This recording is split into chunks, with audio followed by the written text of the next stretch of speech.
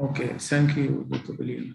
So now we have a little change in our program because Dr. Sameh Saidi has some problems in internet connections.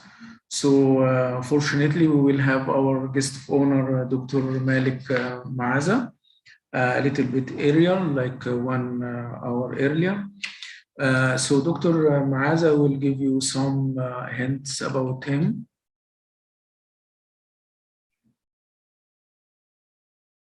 وأعمل سكرين شير.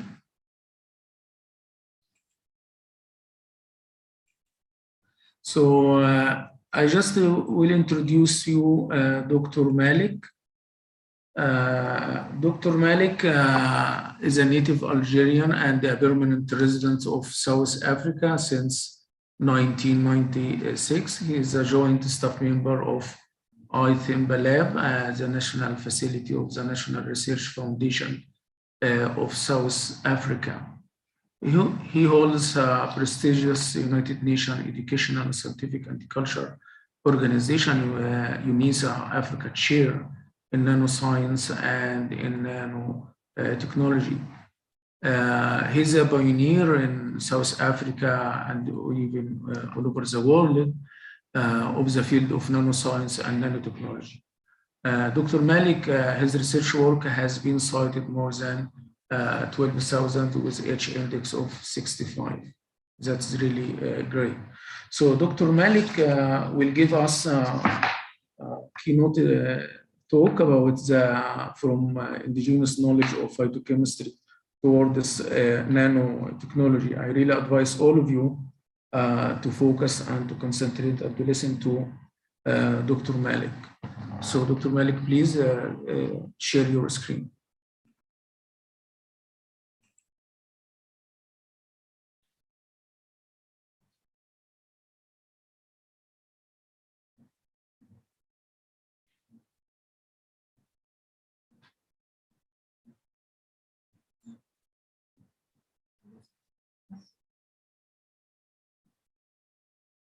So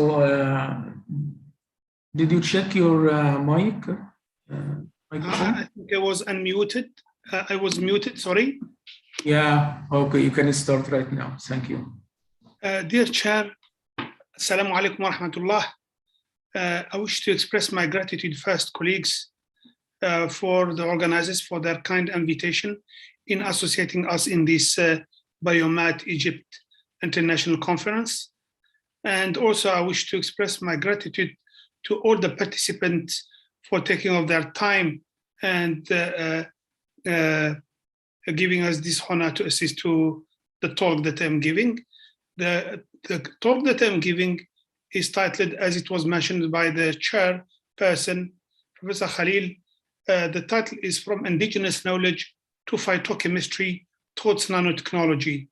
So this talk is given within the framework of the UNESCO, UNISA, ITHIMBA Labs NRF Africa Chair in Nanosciences and Nanotechnology. It is a trilateral partnership between the UNESCO, the University of South Africa, and the National Research Foundation of South Africa. The UNESCO chair has two major nodes, one in Johannesburg, in the Gauteng region in South Africa, and the other one in the Cape region, in the Western Cape province. And the mission of this UNESCO chair is to train postgrads from different parts of the African continent in the field of, in the multidisciplinary field of nanosciences and nanotechnology. And up to now, we have around 52 fellows from different parts of the continent and the South, including the South in particular also. That is around 2 from Egypt, around 3 from Tunisia, 5 from Morocco, 1 from Algeria, 7 from Ethiopia, and 2 from Senegal, and so on and so on. So we do cover the full of the continent, and the fellowships are awarded to the best candidates in that regard. In particular, in terms of Egypt, we have a really, I wish to praise the educational system of Egypt. It's one of the fellows that we are receiving from Egypt are just outstanding in this regard.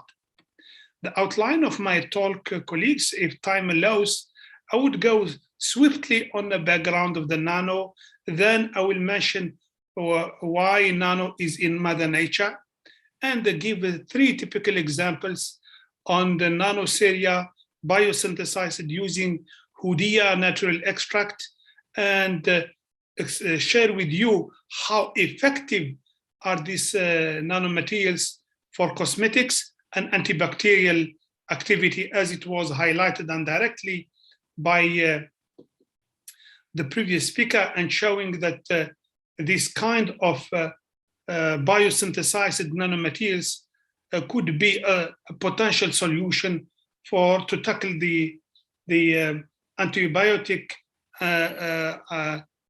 more or less weakness aspect, as well as the antibacterial resistance.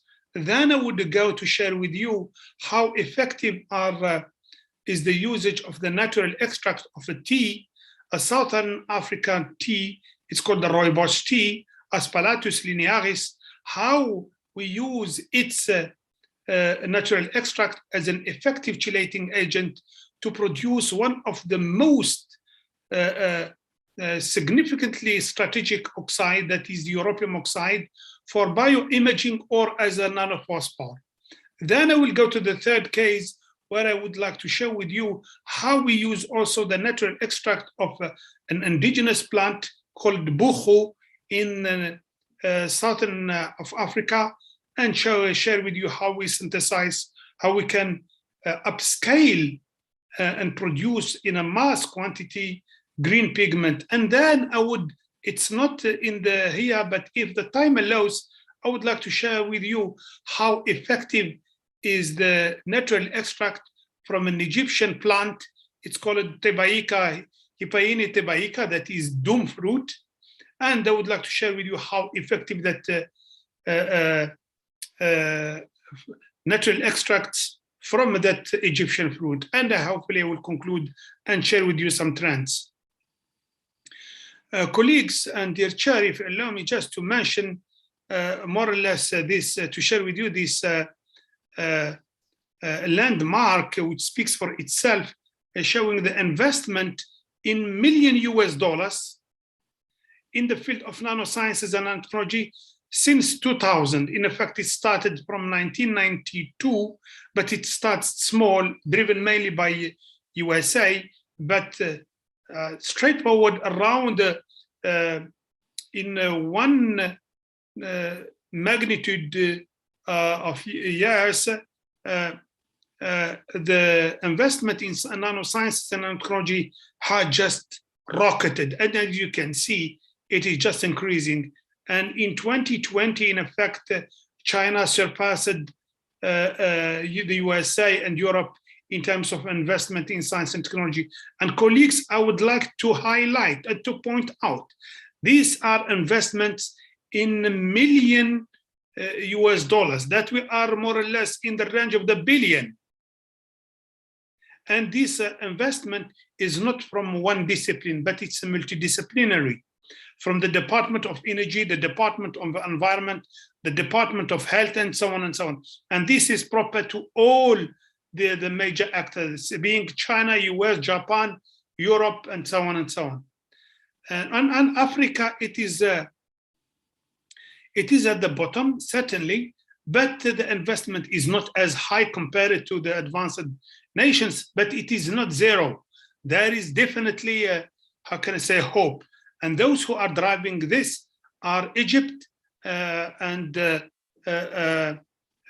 South Africa from the south, Egypt from the north, as well as with Tunisia, and Kenya and Nigeria from the east and the west of Africa. Therefore, there is quite an activity in the field of nanosciences and nanotechnology. So due to this huge expenditure in the field of nanosciences and nanotechnology, and in line with the Sustainable Development Goals, to meet them, it is clear that there is a mandate from the nanoscientist community by and large to ensure that we adhere to the SDGs, and in particular to the, how can I say, to find out to be less harsh to the environment, and therefore to go back to Mother Nature. And well, humanity has not waited for, how can I say, for the current society to look at the nature. I mean, the Egyptians were among the first ones to use the karkade, which is a natural extract from the hibiscus sabdarifa, as a way to, how can I say, to treat that health stomach-related problems, as well as the Aborigines using the bottle brush flowers, their extract, which more or less as effective as the hibiscus sabdarifa, to be used for also health problems, in particular digestion problems. Up to now, the Aborigines of Australia, they do use it. And in effect, like karkade in Egypt and the zobo drink, which is the same thing as the karkade, but it's called zobo drink in Nigeria, the Aborigines, the Australians, they are indeed use this natural extract from the flower of the bottle brush as a drink, as a tea.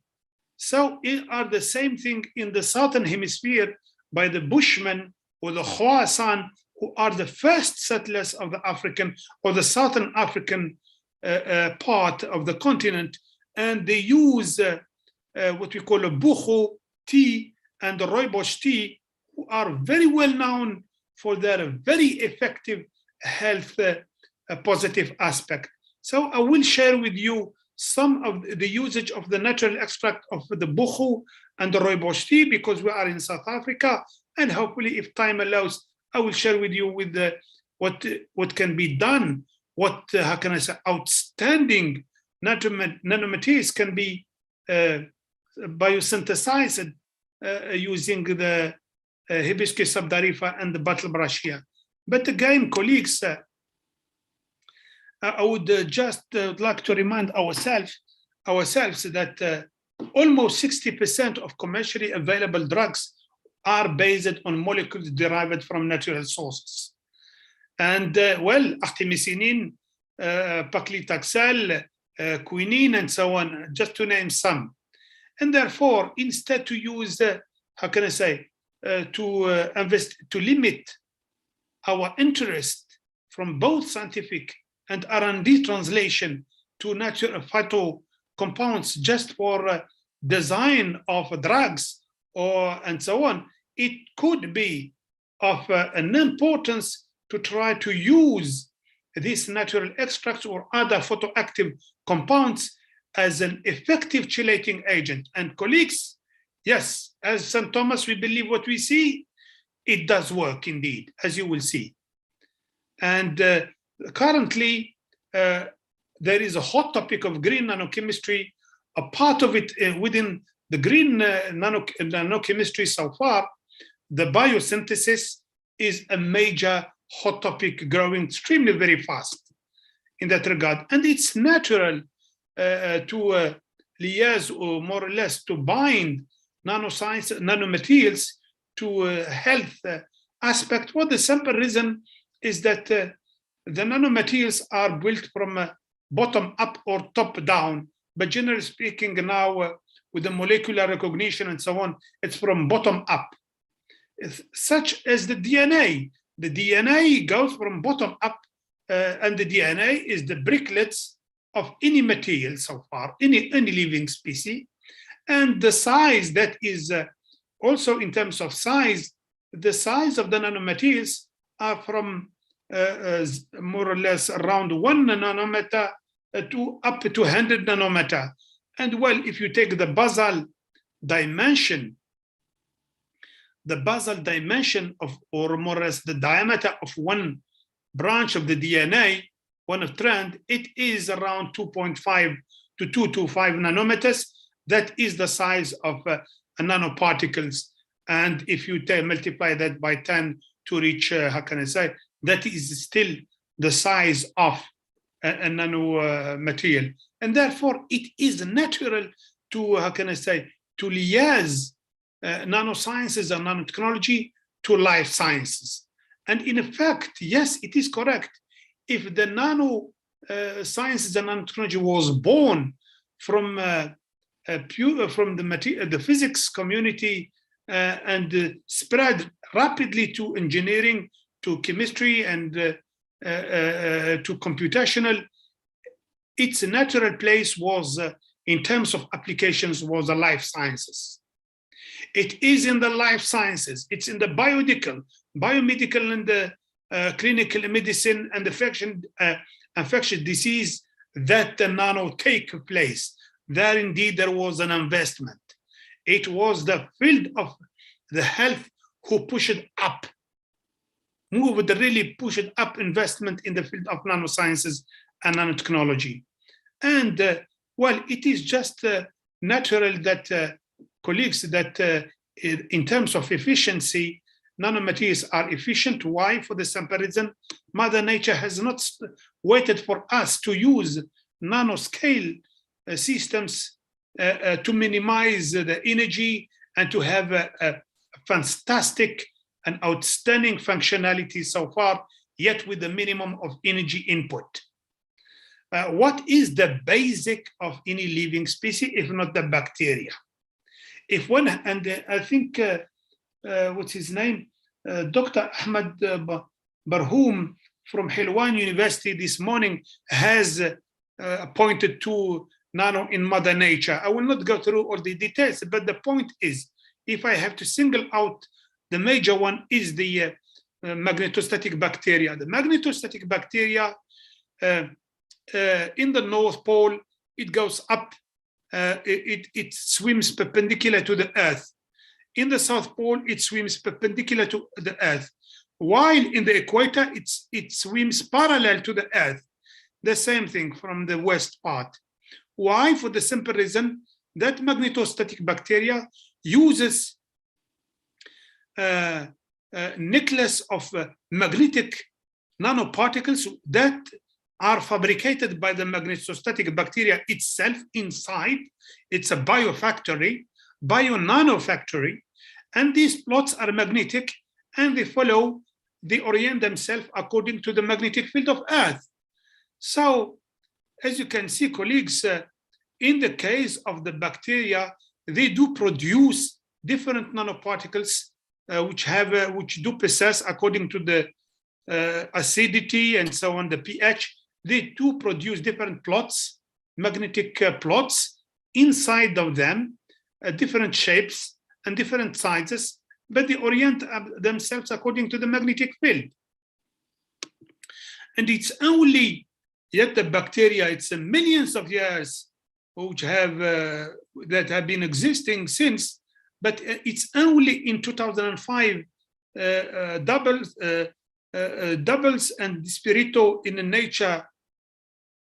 Nature publications have succeeded to explain how these magnetic nanoparticles, either sulfide or oxides, are produced and within, and how the bio-nanofactory of Spirillum bacteria operates.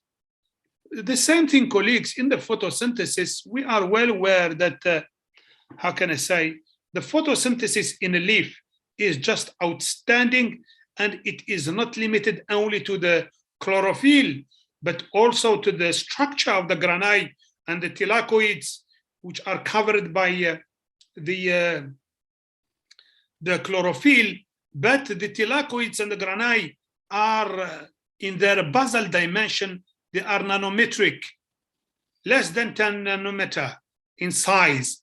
And they are, how can I say, they put themselves in a way to enhance the surface to the volume. Therefore, to ensure that the phenomena, both in space and in time, in the femtosecond regime, from the femtosecond regime to the second regime, combining these different time scales of absorption and desorption, emission of photons, and creation of electron hole pairs, as well as creating the highest surface to the volume, yet with the at the nanometric scale of the grani and the thylakoids in terms of the dimension coated with the chlorophyll, it allows a very effective photosynthesis activity. So Mother Nature in the leaf itself, it uses extensively the nanometer, the nanoscale. So is the Ankabut, the, how can I say, the spider silk is extremely robust in terms of toughness. Why? For the simple reason that if you measure the colleague from Italy has mentioned electrospinning. Well, indeed, for fibers, for keratin, so the Ankabut, the spider itself, it does its own electrospinning, but it does it in so genius way. It does it in a way that for the Agiopi trifasciata and Nephila clavipes, they do fabricate nanofibers, and these nanofibers, they have a toughness higher than any artificial material man-made. If you can, the stainless steel colleagues or the Kevlar, the toughness is 6 and 80, the Kevlar is 50, the nylon is 80, but they are far from the 100 and the 130 toughness of the fibers electrospun by the Argiopis trifasciata and the Nephila clavipes. Why? For the simple reason is that the electrospun nanofiber by these two spiders, they do consist of small keratin blocks, very, very hard, and their size maximum is around 45 nanometers. And these nano bricklets of the keratin, very hard ones, very, very hard, made by self-assembly, of course. These bricklets are bound in a form of a necklace, and between them you have a polymeric chain which is elastic. That explains why the electrospun fiber of a spider is elastic, and the toughness is explained by the toughness of the keratin here of the nano bricklets inside the fiber of the spider. And it's only recently that, how can I say, publication in Science, and even later that with the synchrotron high advanced techniques that we indeed, how can I say, clarified this strong mechanical properties of the spider. I will not go through the hydrophobicity of some leaves of some plants, because on the top of the surface, in effect, you have small antennas, and these antennas, they are nanoscaled, both in height and in a basal plane in the diameter. And the law is, the physical law will tell you that in effect, if you have a rough surface like this, with like antennas like that, if they are in the nanoscale, liquid, in particular water, will not coat that surface, and that is why you have droplets in the morning when you have on some plants. That it explains the super hydrophobicity of some plants. And of course, the gecko that Dr. Ahmed Barhoum has mentioned. In our case, colleagues, I would like just to share with you some typical examples of why and how effective is the green nano. And green nano is nano-biosynthesis. That means you have to use a biological medium to synthesize your nanoparticles. The advantage of this approach is, as you will see, for the nanoscience to synthesize a nanomaterial, you have, generally speaking, two major techniques, physical techniques. I'm sorry, let me go back to my presentation.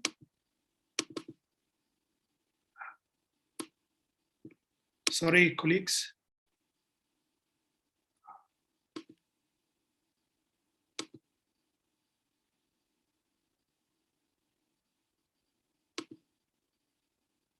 Let me stop sharing and there come back, please.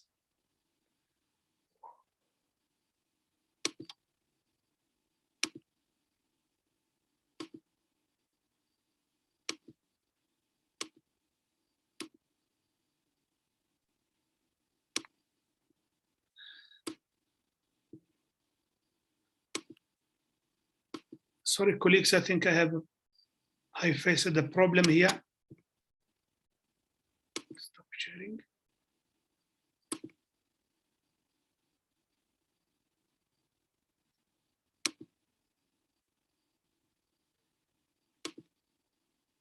Yes, I'm sorry, colleagues.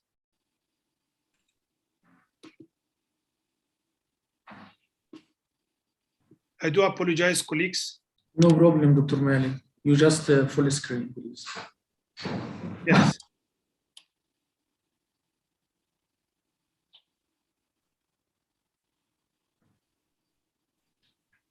Yes, I was just mentioning that there are physical and chemical methods up to now, but they have their pro and their cons, of course. The physical methods are energy hunger. The chemical methods, they do produce, they have a hazard aspect in terms of the waste. And the green processes, they minimize, how can I say, they minimize the waste, less hazardous, and less energy consuming hunger. And as you will see, in effect, in the green process, there are three major routes: either the usage of bacteria to synthesize nanoparticles, or fungi and algae to synthesize nanoparticles, or to use natural extract to synthesize nanoparticles. The first one, the bacteria and the fungi, they do require specific laboratories with the health standard and so on, while the natural extracts, you can do them wherever you wish. There is no hazard aspect or regulations, strict regulations imposed in that regard. And by nature, these biosyntheses they do fit exactly with the green chemistry commandment. First of all, they prevent waste. Second, they maximize atom economy. You don't use more than you need. Three, less hazardous in a way that there is no waste, no hazardous waste. And four, you use safer chemicals. In particular, in terms of reducing or oxidizing agent, you do not need any oxidizing or any reducing agent, but the phytocompounds in the natural extract themselves, they do act as a reducing or oxidizing or chelating agents. And of course, number 5 is that safer solvent, because you don't use except water as a universal solvent, as you will see, colleagues. And you can regenerate the feedstock, no problem. And I will share with you, colleagues, the first example of how you use the Houdia gordoni, which is an indigenous plant, to biosynthesize cerium oxide, which possess, as you will see, an extraordinary UV protection and an outstanding antibacterial activity. And in that regard, the Houdia gordoni is an indigenous plant to Southern Africa. You will find it in Namibia and South Africa only. In particular, you will find it in the Namib Desert, in the Kalahari. And one of the bioactive compounds, it's called, it's a glycoside family, and it's called P57. And this molecule, this phytocompound, is extremely effective to cut thirst and to cut hunger. And therefore, how can I say, and also it is very effective in removing fat, body fat. And that is why now this molecule is biosynthesized and used now currently in the market to remove, to minimize obesity worldwide, in particular in the US. So what we do, we use this natural extract to synthesize ceria. And why ceria? I will not go through for the moment. I would just like to share with your colleagues is that the cerium oxide was the oxide which has allowed to convert the CO2 in Mars to water. And for a number of reasons, colleagues, I don't want to go through the details. The point is, for our case here, we would like to share with you, when we biosynthesize this cerium oxide by natural extracts from the Hoodia gordoni, then its optic UV selectivity and antibacterial properties are outstanding. And colleagues, what we do is what we take the cerium nitrate and we mix it with the natural extracts from this plant, from the Hoodia, and we heat around 45 to 70 degrees Celsius for around 24 hours. And after that, we end by getting small quantum dots, colleagues. Here, you do see some lines. For those who are familiar with the high-resolution electron microscopy, they would see. But for those who are not familiar, they will see something phasey.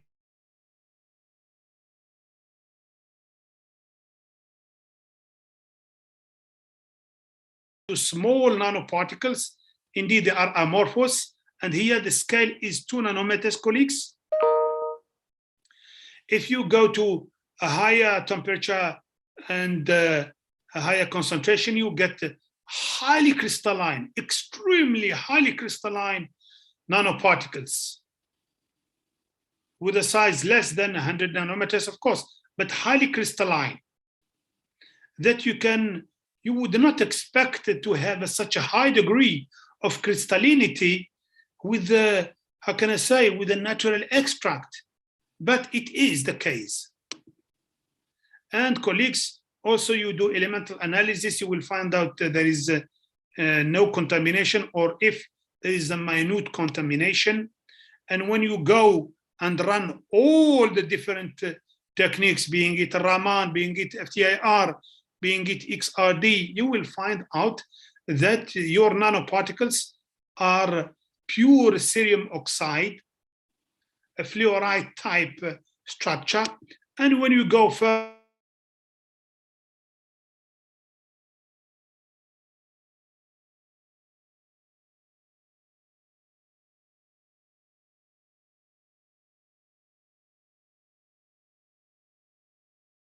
atoms within the crystal of the cerium oxide nanoparticles. And well, colleagues, therefore you go a stage over and you try to measure the diffuse reflectance. How effective is this material when you take it and you put it on your skin? How much it absorbs the UV? As you can see, colleagues, this is the diffuse reflectance versus the within the UV range, the visible and the near infrared range. As you can see, colleagues, in the UV blue range, it is nearly zero. It's the background of detection. You cannot detect anymore. So here it is really at the zero level. And while it does reflect in the UV visible and near infrared, what does it mean here, colleagues? And in the transmission is zero, in particular here, and that tells you clearly that in effect the full UV and the blue range was absorbed by this powder, this nano powder of cerium oxide, with a cutoff of around 400 nanometers. Therefore, no UVA, no UVB, stop it. They cannot reach the skin. So it's a very good protective cream at a certain extent, not only the UVA and the UVB. And also the reflectance is at the level of 60% in the near infrared and the visible, but certainly in the near infrared. What does it mean? That means it blocks the heat from the sun, therefore it protects the skin from overburning. And as you can see, colleagues, generally speaking, the sunscreen, they do have this type of reflectance, diffuse reflectance. But in this case, it's like a heavy side function, 0 or 1. So it is really a heavy side type protection against the UVA suspension formulation of TiO2 or ZNO. But yes, they do protect the TiO2 and the ZNO, they do protect, but they have a reactive oxygen species activity. Therefore, they produce ROS. They have indeed the ROS activity, as you can see, for the TiO2. Higher is the concentration, higher is the ROS production, and the ROS production is very negative to the DNA damage, of course. While this cerium oxide produced in a biosynthesized way, it has a very low ROS, less than 1, as you can see, colleagues. So it has, not only it protects from the UVA and the UVB, and also protects from the overburning, but also it does not produce ROS, and therefore less damage for the DNA. And that is more or less, somehow, relatively speaking, is the best ideal candidate for, how can I say, solar cream somehow. It stops the UVA and the UVB. There is no need for the UVC because the UVC are stopped by the top section of the atmosphere. And if you have to measure the effectiveness of protection of the UVA, of the UV range of this cerium oxide biosynthesized using Houdia Gordoni, as you can see, it covers nearly all the range that different commercial creams do cover. Yet, colleagues, yet again, I would like to mention that this, how can I say, this cerium oxide has a low ROS activity, therefore less DNA damage. The second case, colleagues, that I would, sorry, before finishing, because our colleague from Ukraine has really and correctly stressed on the fact that the World Health Organization has pointed out there will be a serious problem in terms of antibiotic, antibacterial resistance. Therefore, there is a need to think about a possibility to look for a possibility with to synthesize hybrid materials or nanomaterials, which would more or less take over or complement gentamicin, penicillin, and other antibacterials and antibiotics. Here, for example, this graph shows the antibacterial activity of the cerium oxide relatively to these 5 species, E. coli to the aeruginosa and the Klebsiella and so on and so on. As you can see, colleagues, at different concentrations, the Bordeaux one is 2,000 microgram per millimeter, and compared to for different species, as you can see, colleagues, it compared to the gentamicin, as you can see, for a number of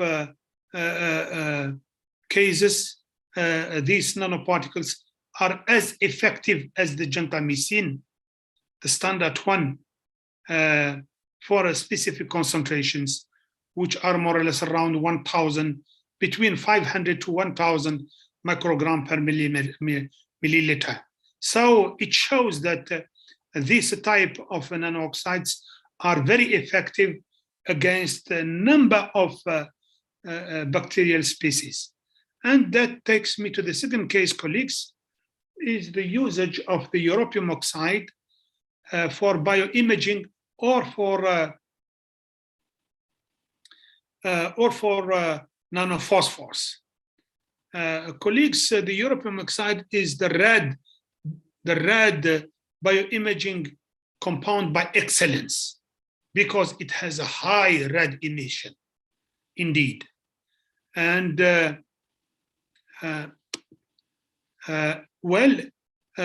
this europium oxide, in fact, it is not only excellent for bioimaging, but is excellent.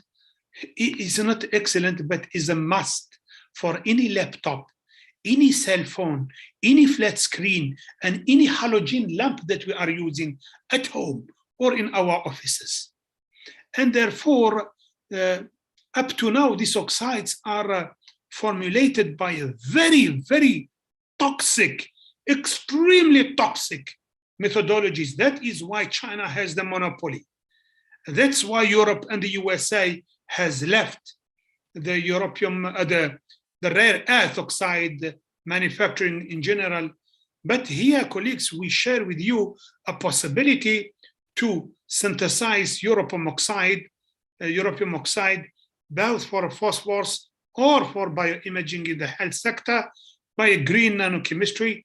And this, in effect, the work of Hamza Muhammad, who is an Egyptian fellow, who was MSc, moved to PhD, and now he is a postdoc currently in our UNESCO chair.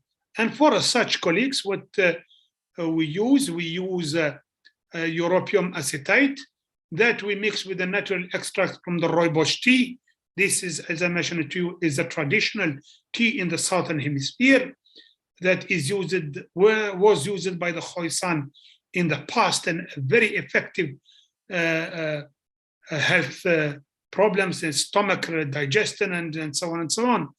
And as an antibacterial also,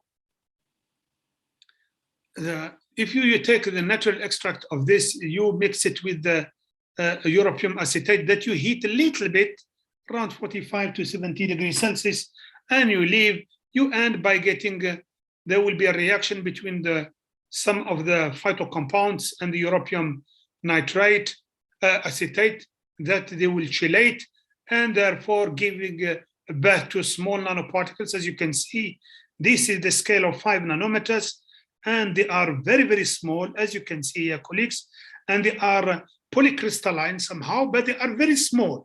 These are nanoparticles. And do they luminesce? Let's see, colleagues. Let's see. And again, colleagues, I would like just to go back. I would like just to mention that there was no other solvent except water as a universal solvent.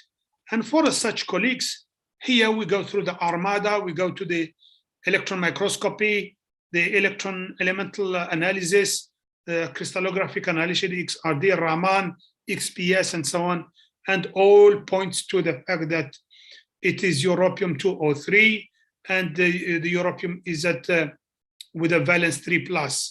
No U2 coordination so far, except unless it is at the surface. Now, colleagues, when you take that powder and you illuminate it with an exciting wavelength in the UV, deep UV, 254 nanometers, that powder starts to luminesce in the red. And if you try to measure the luminescence spectrum from spectroscopic point of view, you will see that indeed you have the 5D0 to the 7F2 hypersensitive transition, which is a very well familiar and characteristic and intrinsic to the europium excitation. So you can clearly see, colleagues, that it is possible to biosynthesize in a green way using natural extract as a effective chelating agent to synthesize europium oxide, which has a high degree of emission, as if you have done it with the physical method or a very harsh chemical method. But here is only with water as a universal solvent. In addition to that, you have a nice time response somehow so far with this uranium oxide. And for those who would, how can I say, request using it in the biomedical aspect, the problem is that if we try to use it now in our labs, the europium oxide and the europium in general is really rocketing in terms of prices. Early it was at around $2,500 and then moved to 1,000, went down, and now is rocketing. And now, in effect, it has on the 11th July 2021, it reached $3,000, and now it is a 10 order of magnitude, and it will rise again. Therefore, for those who are in an academic lab who wanted to synthesize this, the best route is to do the biosynthesis, as fellow Hamza Muhammad. I would like just to end by this last example to show you how much you can produce. It's not a nanogram. No, you can when you want.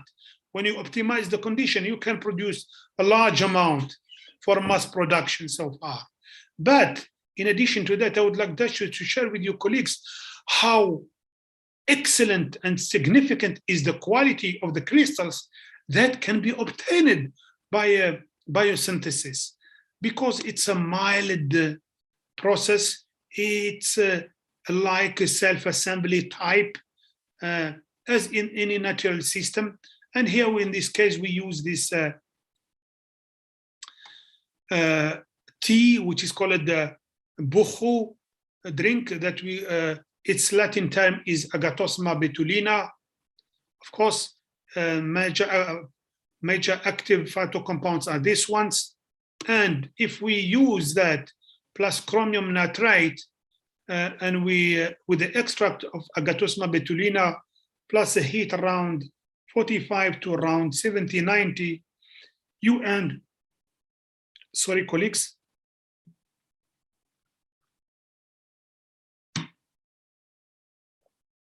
You end by getting perfect crystals, colleagues. This is a nanocube or nanoplatelets of chromium oxide. Of course, chromium oxide or chromium is not good from the medical point of view, but it is good for other applications. But I would like just to show you, colleagues, what you see here are atomic planes. It looks like as if during the reaction, as if you have chromium oxide layers growing layer by layer. That is what we call Starsky-Krastanov type growth. And as you can see, these are atomic planes that you can see. This is the high resolution. Colleagues, see here, this 2 nanometers scale. So this, what you are seeing here is the steps of the atomic planes of this crystal here that you have, and nearly zero defect inside except dislocation somehow. But again, when you go to do the fingerprint of this oxide, you end by getting showing that you have a pure escolite form of the chromium oxide. That is the less harmful form of the chromium oxide, and you can check it by different type of techniques, being it Raman, being it XPS, FTIR, whatever. And how can I say? And in effect, when you heat this to create defects, it becomes black. And this black is a very good selective solar absorber applications. But also without heating it extra in a form of a green nanoparticles, it can be used as a green pigment. And I would like colleagues just to mention that in Egypt you have an outstanding plant. It's called the Egyptian doom, Hypaina tabaica. It's Latin name, and it is so effective that if you can use this doom the natural extract from the doom, you can synthesize nearly all the oxides. I have just mentioned some of the oxides that Egyptian fellow Muhammad Hamza has synthesized and published extensively in Nanomedicine and other journals. In fact, he just got an award from L'Oréal, in addition to an award from the French Embassy in South Africa. He's currently in France for such award, and he will be coming back soon. But for those who would like to embark in this field, you have an outstanding natural extract from the Hypaina tebaika from the dum for the synthesis of nano-scaled materials, and who possess quite an effective biomedical applications, as you can see.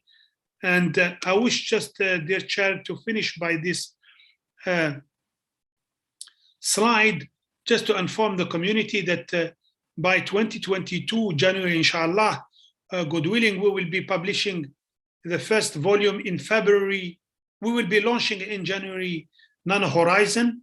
It's an open access journal, free of charge, and it is published by UNISA Publishing House, a reputable publishing house, and Open Access International Germany in partnership with them.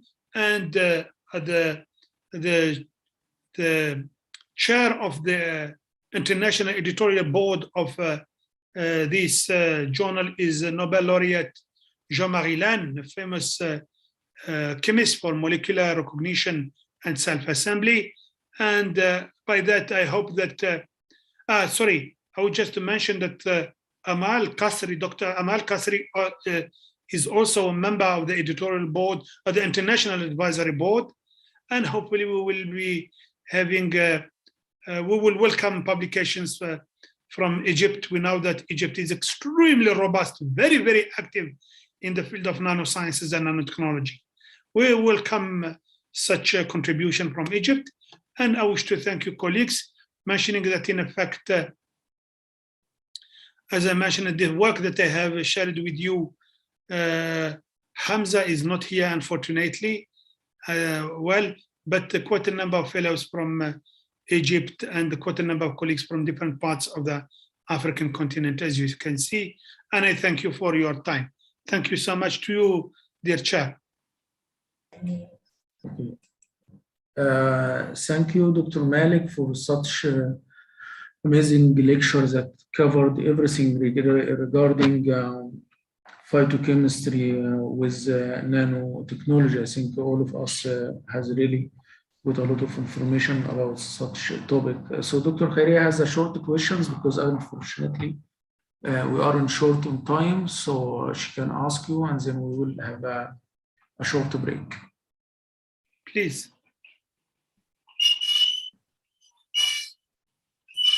Thank you, Dr. Malik, for the valuable lecture. My question is, if there is any technique that can that make us able to identify the compounds attached to the green synthesized nanoparticles, because we only able to identify the function group using FTIR or the elemental analysis, elemental constituents using EDEX.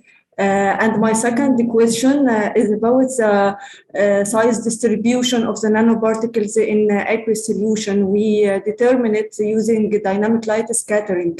To what limit is this size will be accepted? Because usually it is much more larger than the size measured using transmission electron microscope. Thank you. Thank you. Thanks a lot. Thank you, colleague. First of all, for the first question, in fact, at the beginning, it's a try and it's a question of a try. You try and you find out if that natural extract is effective or not. The second way is, what is sure is that any natural extract rich in aldehydes, whatever extract rich in aldehydes would definitely act as an effective chelating agent. If you take, for example, potatoes. If you take potatoes, potatoes are rich in starch, and the starch is very rich in amylopectin, amylose, and when you heat amylose and amylopectins, they have a tendency to give you aldehydes. And these aldehydes will definitely chelate. You take a maize, the same. You take the doom, for example, or you take avocado seeds. When you boil them to remove the natural extract, they definitely deliver to you aldehydes. Now that is the second way. The third way is, how can I say, the mechanism of chelating. You have then for such you have to once you have your nanoparticles, you do how can I say, you do HPLC, GCMS initial study on the natural extract itself before and after reaction.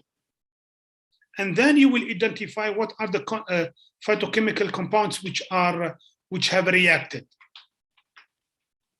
And therefore you will identify the mechanism of chelation or reduction. That's for the first question. For the second one, yes, you are correct. With the term or HR term or SAM, you do measurements on a limited number of nanoparticles. So you would have an average size which is proper to that number. So the statistics will be related to that number. While when you do light scattering or X-ray scattering or small angle neutron scattering, you are measuring thousands of nanoparticles. Your beam is impinging on thousands of nanoparticles. So the statistics are more accurate with the light scattering or with the X-ray or neutron scattering than with the 10. I hope I have responded to your questions. Yes, doctor, thank you. Thank you so much. Okay, thank you, Dr. Malik, for your very interesting lectures. So now we have a short break for like 5 or 10 minutes. And the next speaker will be Dr. Amal Qasri and then Dr. Samih Saeed. So just be ready for 5-10 minutes, please.